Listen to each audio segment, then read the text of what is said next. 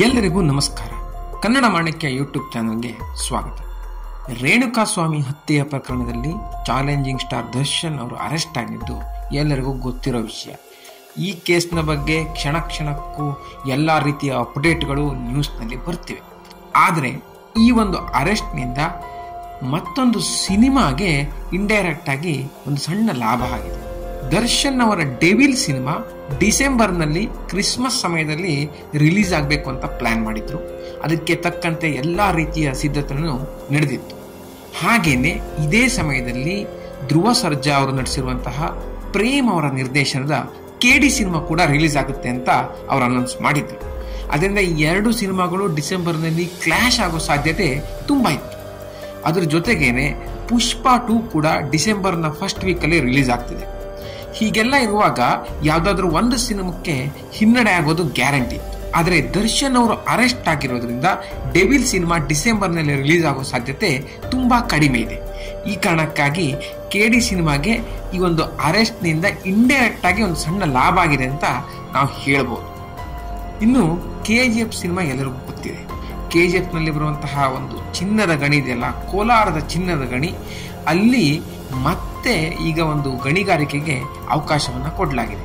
2012ನೇ ಇಸ್ವಿಯಲ್ಲಿ BGML ಅನ್ನೋ ಒಂದು ಕಂಪನಿ ಏನು ಗೌರ್ಮೆಂಟ್ ಒಂದು ಸ್ವಾಯತ್ತತೆ ಏನಿದೆ ಇದರ ಒಂದು ಕಾಂಟ್ರಾಕ್ಟ್ ಮುಗಿದಿತ್ತು. ಈ ಕಾಂಟ್ರಾಕ್ಟ್ ರಿನ್ಯೂವಲ್ಗೆ ಅವರು ಅಪ್ಲಿಕೇಶನ್ ಹಾಕಿದ್ರು. ಈಗ ಕರ್ನಾಟಕ ಸರ್ಕಾರ ಈ ಅಪ್ಲಿಕೇಶನ್ ಅನ್ನ ಪುರಸ್ಕರಿಸಿದೆ. ಆದರೆ ಸಂಪೂರ್ಣ ಪ್ರಮಾಣದ ಗಣಿಗಾರಿಕೆಯನ್ನ ಸರ್ಕಾರ ಒಪ್ಪಿಕೊಂಡಿಲ್ಲ. ಕೇವಲ ಗಣಿ ತ್ಯಾಜ್ಯಗಳಲ್ಲಿ ಈ ಒಂದು ಚಿನ್ನದ ಅದಿರನ್ನ ಹುಡುಕುವಂತಹ ಒಂದು ಕೆಲಸಕ್ಕೆ ಪರ್ಮಿಟ್ ನೀಡಲಾಗಿದೆ. ಸುಮಾರು 1,000 ಎಕರೆ ಜಾಗದಲ್ಲಿ ಮೊದಲಿಂದನೂ ಏನೊಂದು ಗಣಿಗಾರಿಕೆ ಮಾಡ್ಕೊಂಡ್ ಬಂದಿದ್ರು ಅಲ್ಲಿ 13 ಕಡೆ ಈ ಒಂದು ಗಣಿ ತ್ಯಾಜ್ಯವನ್ನು ಹಾಕಲಾಗಿದೆ. ಆ ಒಂದು ಜಾಗಗಳಲ್ಲಷ್ಟೇ ಚಿನ್ನದ ಅದಿರನ್ನ ಹುಡುಕಿ ತೆಗಿಲಿಕ್ಕೆ ಈ ಒಂದು ಪರ್ಮಿಟ್ ಅನ್ನ ಕೊಡಲಾಗಿದೆ. ಒಟ್ಟಿನಲ್ಲಿ ಕೋಲಾರದಲ್ಲಿ ಮತ್ತೊಮ್ಮೆ ಚಿನ್ನದ ಗಣಿಗಾರಿಕೆ ಆರಂಭ ಆಗಲಿಕ್ಕಿದೆ. ನಿನ್ನೆ ಅಷ್ಟೇ ಒಂದು ಈ ರೀಲ್ಸ್ ನ ಅವಾಂತರ ನೋಡಿದ್ವಿ. ಈಗ ಇನ್ನೊಂದು ರೀಲ್ಸ್ ಎಲ್ಲ ಕಡೆ ವೈರಲ್ ಆಗ್ತಿದೆ.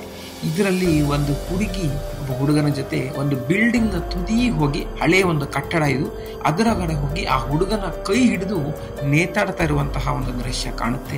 ಈಗಿನ ಕಾಲದಲ್ಲಿ ಈ ರೀಲ್ಸ್ ಮಾಡಬೇಕು ಅಂತ ಯಾವ್ಯಾವ ಮಟ್ಟಕ್ಕೆ ಜನ ಇಳಿತಿದ್ದಾರೆ ಅಂತ ನಾವು ಇದನ್ನ ನೋಡ್ರೆ ತಿಳ್ಕೋಬಹುದು. ಎಲ್ಲರೂ ತುಂಬಾ ಆಕ್ರೋಶ ವ್ಯಕ್ತಪಡಿಸಿದ್ದಾರೆ.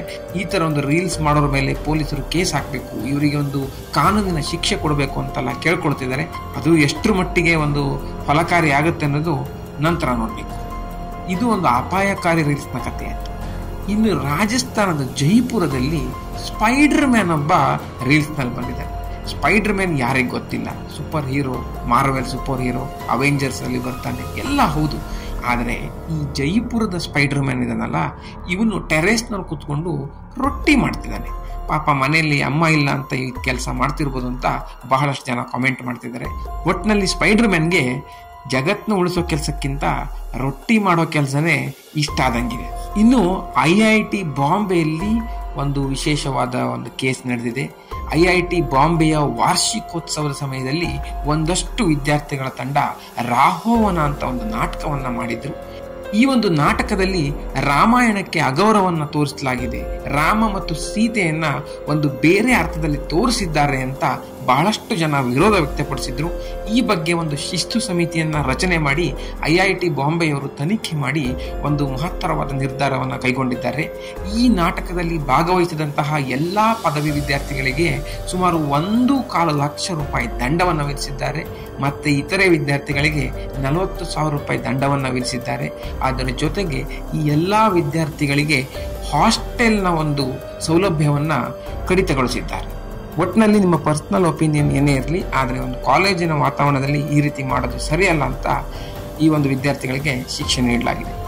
ಸ್ನೇಹಿತರೆ, ಈ ವಿಡಿಯೋ ನಿಮ್ಗೆ ಇಷ್ಟ ಆಗಿದ್ರೆ ತಪ್ಪದೆ ಶೇರ್ ಮಾಡಿ. ಹಾಗೇನೇ ಈ ರೀತಿಯ ವಿಶೇಷವಾದಂತಹ ಸುದ್ದಿಗಳನ್ನು ತಿಳ್ಕೊಳ್ಳಿಕ್ಕೆ ನಮ್ಮ ಕನ್ನಡ ಮಾಣಿಕ್ಯ ಚಾನಲ್ಗೆ ತಪ್ಪದೆ ಸಬ್ಸ್ಕ್ರೈಬ್ ಮಾಡಿ.